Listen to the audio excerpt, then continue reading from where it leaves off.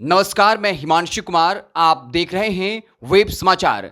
इस वीडियो में हम बात करेंगे अररिया लोकसभा क्षेत्र की। ये भले ही हॉट सीट में नहीं रहा, नेशनल मीडिया में इसकी चर्चा ना हुई हो, लेकिन ये वो एक सीट है जहां पर कांटे की टक्कर नहीं थी, बल्कि उससे भी ज्यादा कड़ा टक्कर था। और यहां से कौन जीतेगा कौन हारेगा ये साफ तौर पर अनुमान नहीं लगाया जा सकता। यहां पर जो है वो बहुत ज्यादा कड़ा मुकाबला था। बता दें कि यहां पर MY फैक्टर जो है वो हावी है। मुस्लिम 44% हैं और यादवों को मिला दिया जाए तो ये 59% हो जाता है, यानी 60% जो है वो यादव और मुसलमान होते हैं। लेकिन 2019 के लोकसभा चुनाव में बीजेपी के प्रदीप कुमार सिंह ने यहां से बाजी मारी थी। हालांकि 2014 के लोकसभा चुनाव में ये सीट जो है वो आरजेडी के खाते में गया था।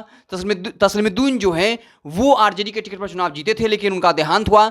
2018 में उपचुनाव भी हुआ था और उसके बाद जो तस्लिमुद्दीन के जो बेटे हैं सरफराज आलम, उन्होंने बाकायदा उपचुनाव लड़ा और प्रदीप सिंह को जो है यहां से चुनाव में जो है वो हरा दिया था।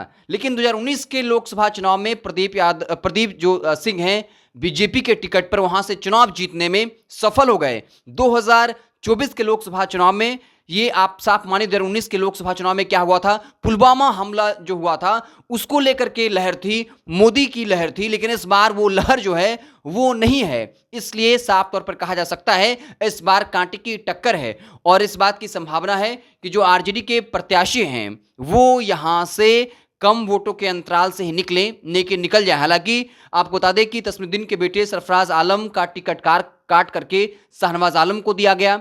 तो यहां पर सरफराज आलम कहा जाता है कि पर्दे की वजह से कुछ खेल भी किया, लेकिन फिर भी यह कहा जा रहा है कि अररिया की सीट जो है वो आरजेडी के खाते में जाती हुई दिखेगी, क्योंकि यहां पर मुस्लिम जो हैं और यादव हैं उनकी आबादी 59% है, 60% के लगभग है। इसलिए अररिया इस बार 2024 जो चुनाव का रिजल्ट होगा वो आरजेडी के पक्ष में जाता हुआ दिख रहा है। जो जीत का अंतर है वो भले ही जो है वो कम हो सकता है। आपको बता दें कि जो यहाँ विधानसभा सीटें हैं उनमें से बीजेपी जो है 3 पर है, कांग्रेस 1 पर है, एक जेडीयू के खाते में है, एक आरजेडी के खाते में है।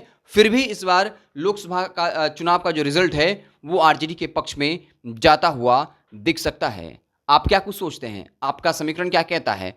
आपका जो सियासी गणित गुना भाग है वो क्या कुछ कहता है? कमेंट बॉक्स में अपनी राय जरूर दीजिएगा। बहुत बहुत धन्यवाद।